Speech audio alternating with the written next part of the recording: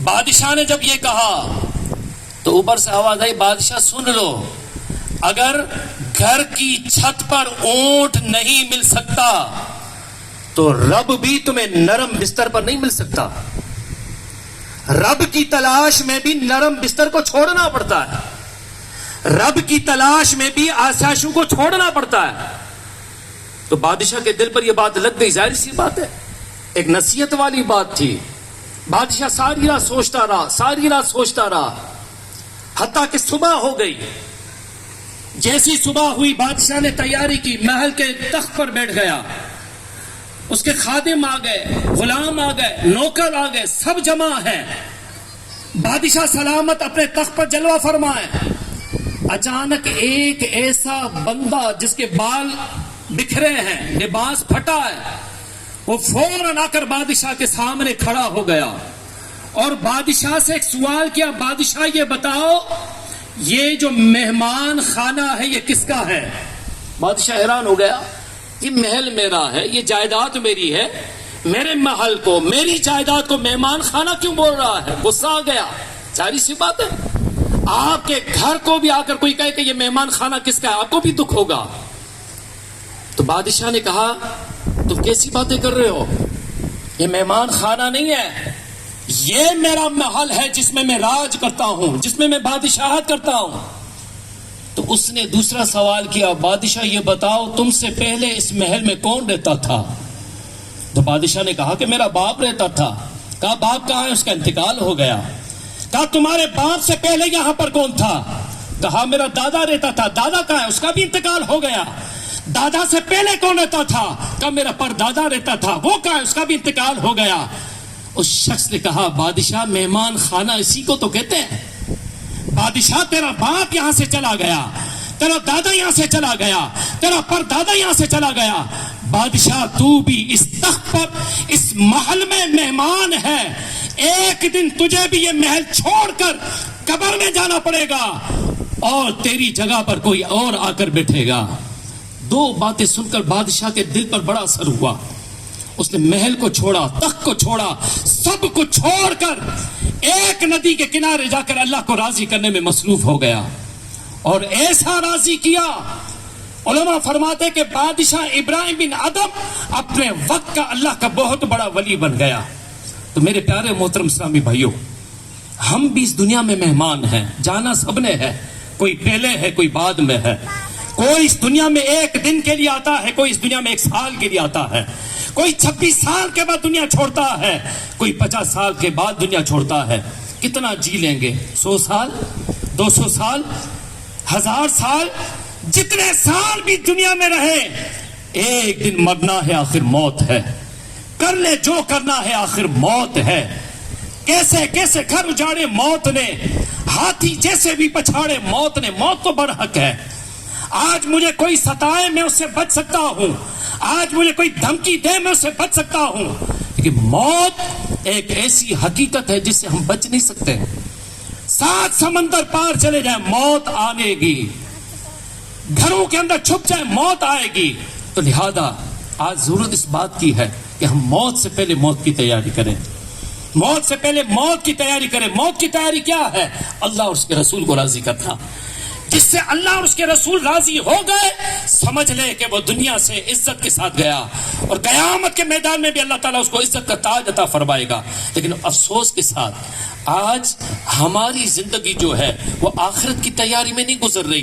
जुल्म आज हमारे अंदर है, नफरतें आज हमारे अंदर है, झूठ आज हमारे अंदर है, गुनाहों की आदतें हमारे अंदर है और हम दावा करते कि मौत की तैयारी कर रहे हैं। प्यारे मोहतरम इस्लामी भाइयों, मौत की तैयारी करें। हजरत उस्मान गनी रज़ी अल्लाह ताला अन्हु, आपका अंदाज़ जिंदगी कैसा था? अल्लाह ने आपको बहुत माल दिया था, लेकिन फिर भी अमीरुल मोमिनीन है उस्मान गनी रज़ी अल्लाह ताला अन्हु। कब्रिस्तान जब जाते तो किसी एक कब्र के पास खड़े होकर मेरे उस्मान गनी रज़ी अल्लाह ताला अन्हु इतना रोते, इतना रोते। उलमा फरमाते हजरत उस्मान गनी रज़ी अल्लाह ताला अन्हु की दाढ़ी मुबारक आंसू से तर हो जाती थी। आज सच बताएं, आज जनाजों के साथ मैं भी जाता हूं, आप भी जाते हैं, क्या हम किसी कब्र के पास खड़े होकर रोते हैं?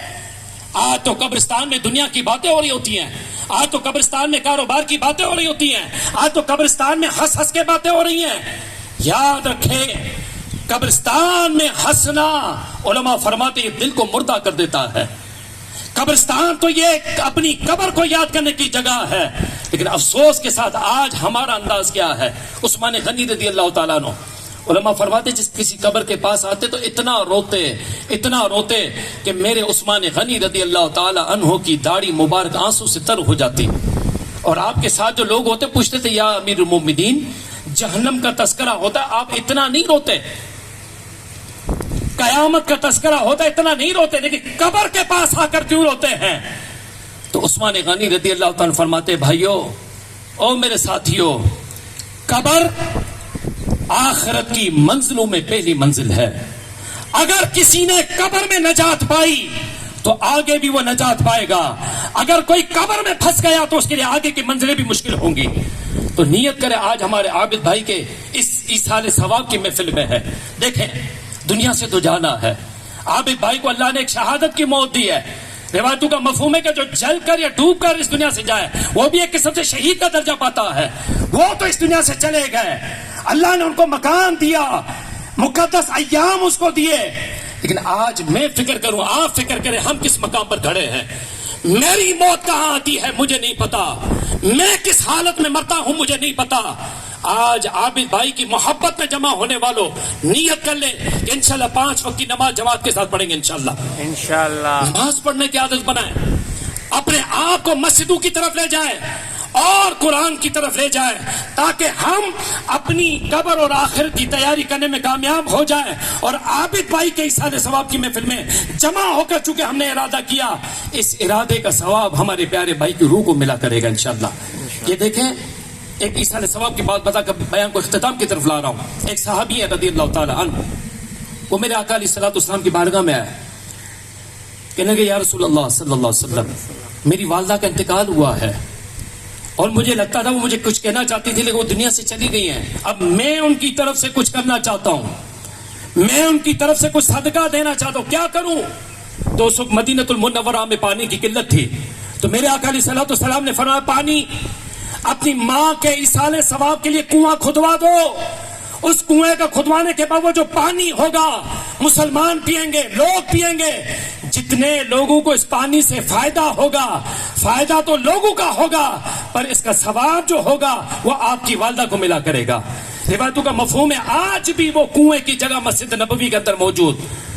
हजरत साद रज़ी अल्लाह ताला अन्हु ने कुआं खुदवाया, उसका पानी निकला, लोग उससे मुस्तफीज होने लगे और एक तख्ती लगवा दी। तख्ती पे लिखा कि ये कुआं साद की माँ का कुआं है, यानी इसका सवाब जो होगा वो साद की माँ को मिला करेगा।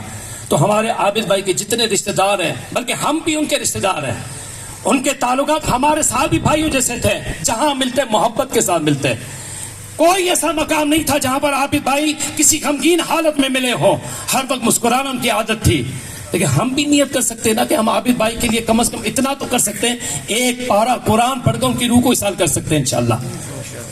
एक पारा पढ़कर उनकी रूह को इसाल करें, सुभान अल्लाह कहकर उनकी रूह को इसाल करें। बल्कि आप चाहते हैं कि और ज्यादा मिले तो अल्हम्दुलिल्लाह, दीन सीख कर जो हम दीन सीखेंगे वो सीखना मेरे लिए भी फायदेमंद होगा और उसका सवाब हम आबिद भाई की रूह को पेश करेंगे इंशाल्लाह। तो इसका तरीका क्या है, दीन सीखने का तरीका क्या है? अल्हम्दुलिल्लाह, दावत इस्लामी के 3 दिन के काफिले, 3 दिन का काफिला करके 3 दिन मस्जिद में बैठकर 3 दिन के मदनी काफिले में जाकर तहज्जुद, इशराक, चाश, 5 वक्त की नमाजें, तिलावत, ये सारे 3 दिन में अमाल करने के बाद आखिरी दिन दुआ मांगे, या अल्लाह मैंने जो कुछ किया इसका सवाब हम आबिद भाई की रूह को पेश करते हैं। अल्लाह ताला की जात बड़ी है, अल्लाह करीम है, उनकी रूह को पहुंचा देगा इंशाल्लाह। तो नियत करें इंशाल्लाह कि हम 3 दिन दावत इस्लामी के मदनी काफिले में सफर करके इसका सवाब इंशाल्लाह आबिद भाई की रूह को पहुंचेंगे इंशाल्लाह।